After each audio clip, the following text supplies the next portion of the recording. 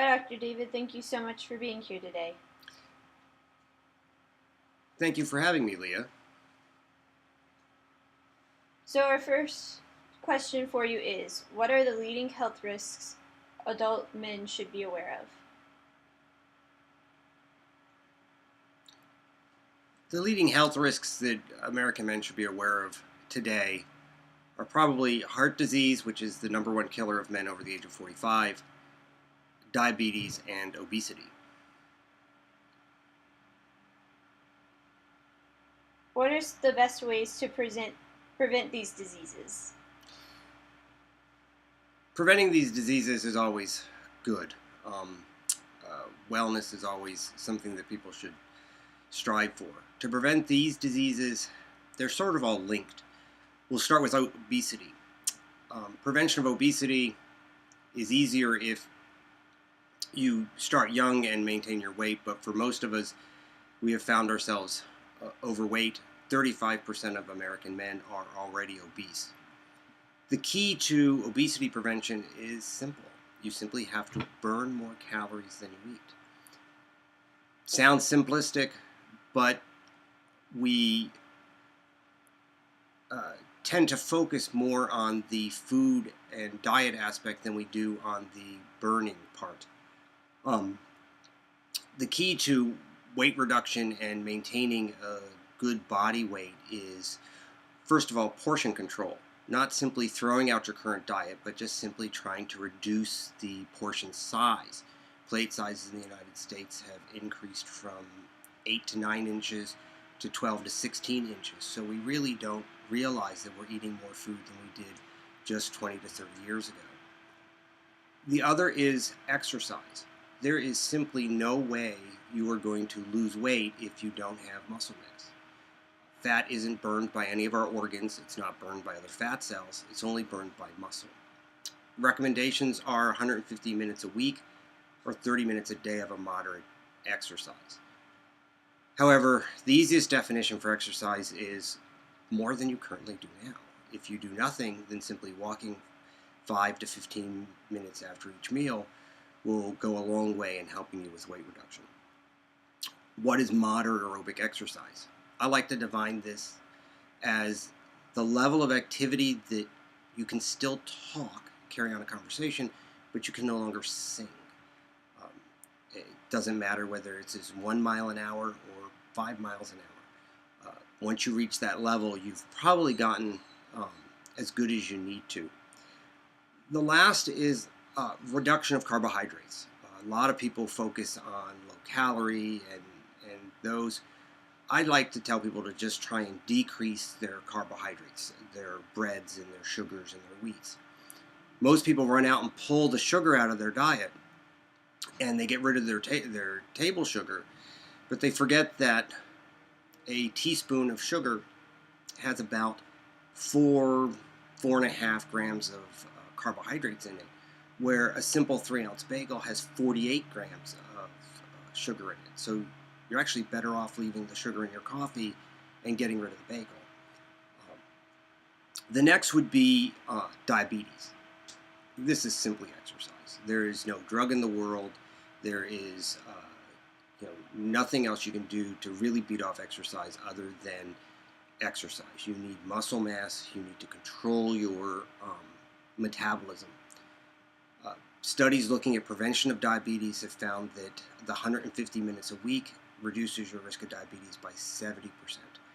A lot of people look for supplements and vitamins, which can help. However, I like to use the car analogy. I can put the best gas I want in my car. If I don't drive it, it's still a piece of junk. Um, the other is, again, weight control and actually waist control. It's that abdominal belly fat that actually causes and drives the disease that becomes diabetes. And the last is heart disease. This is the leading cause of death of men, and actually is a complication of obesity and diabetes. First thing you need to do is look at cholesterol control. The Americans should know their cholesterol numbers. Under the age of 40, you probably should have it checked about every 5 years. After the age of 40, you probably should be getting it much more frequently depending on your cardiovascular risk.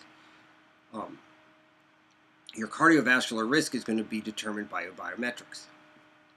The key ones you need to know: what's your body mass index, which is is calculated off of your weight and your height, your cholesterol numbers, your blood pressure, and your waist size. Now, your waist size isn't your pants size. For all of you who have belly hanging over your belt, your waist size is above that belt line. This is a key indicator of how well you'll do. The number one predictor of functional ability at age 85 is your waist size. Not diseases, not other medical conditions, but really your waist size. Again, the same exercise for diabetes and obesity. And then the last is diet control. Again, reduction of carbohydrates, increasing your lean meats. For those of you who need a pathway, I tend to recommend a Mediterranean diet as a place to start. There are whole programs that have shown you can reverse heart disease with diet and exercise. It has to become a lifestyle if you're going to succeed. Thank you so much for that great information. Overall, what are the benefits of taking preventative measures? The value of preventative measures is, again, maintaining wellness. As a physician, one of my biggest frustrations in my practice is the amount of disease control that I do. I would rather not have to tell people they had cancer. I would prefer not to have to explain to people how to treat their heart disease. I would rather them actually maintain their wellness. People who follow these principles with the exercise, the portion control, lower sugar, have lower levels of cancer, heart disease, strokes, dementia,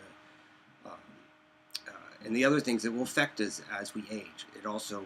These measures will also improve your risks for arthritis, asthma, and so overall your general sense of well-being is better. Unfortunately, for most of us, we'd like to see a result, and if you practice wellness, essentially nothing happens. You get good health and you maintain good health, but you don't have numbers that to say, oh my God, I've got my sugar better, because your sugar never got better in the first place. And that lack of change often is difficult for people to remain motivated. Thank you so much for being with us today to answer our questions on men's health and provide valuable information for disease prevention. You're welcome, Leah. It's my pleasure. And thank you so much for tuning in to learn what you can do to prevent diseases and ensure a long, healthy life. Please leave any questions or comments below, and don't forget to follow us on social media.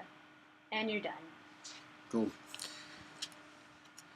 And the cat did not meow. I know, I was waiting